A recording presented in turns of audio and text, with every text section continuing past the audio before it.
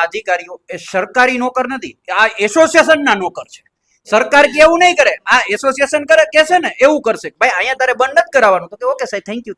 આ બધા બોલતા ટોમીઓ છે એસોસિએશનના. આ એસોસિએશનના ટોમીઓ છે. એસોસિએશન કહેશે એમ આ કરશે.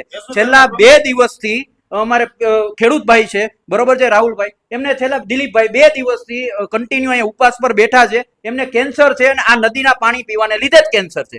અમારા મહેશભાઈ છે, હજી તબિયત ખરાબ છે, તમે જોઈ શકો છો, હજી તબિયત ખરાબ છે મહેશભાઈની, છતાં પણ છેલ્લા 6 વર્ષથી બીમાર છે, છતાં પણ આજે ખેડૂતોના હિત માટે અહીંયા બેઠા છે.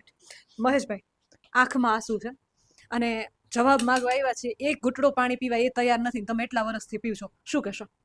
મારી તબિયત અત્યારે બહુ લૂજ છે, વધારે બોલી શકું તેમ નથી. અહીંયા સાહેબની સામે એક ગ્લાસ પાણી પીને હું અહીંયા કે જીવન ટૂંકાવી દેવા માંગુ છું. પીવું નથી. આટલો રોજ શા માટે? રોજમાં તો 40 વર્ષ થયા, જે ભાદર હતી તો એવી ભાદર રહેવા નથી દીધી.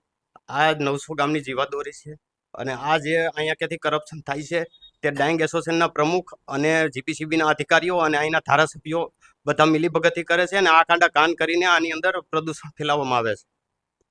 હમણાં જીપીસીબીના પ્રમુખ કેમ કે એસોસિએશનના પ્રમુખ કેમ કે ને જીપીસીબીના અધિકારીને, આપણે સાહેબનું નામ નથી લેતા, જીપીસીબીના કોઈ પણ અધિકારીને એમ કે ને કે આ 12 કારખાના ક્લોઝર થઈ જવા જોઈએ, એટલે 10 મિનિટની અંદર ક્લોઝર થઈ જાય.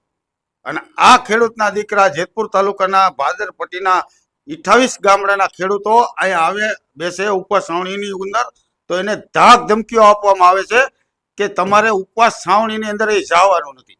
કોણ ધમકી આપે છે? અહીંના સ્થાનિક ભાજપના આગેવાનો દ્વારા, જે તે મળતિયાઓ આગેવાનો, જે તે ગામની અંદર સરપંચો હોય, મંડળીના પ્રમુખો હોય, એને એવું કહેવામાં આવે છે કે તમે ત્યાં જાશો તો તમારા મંડળીઓના ધિરાણ બંધ કરાવી દેશું.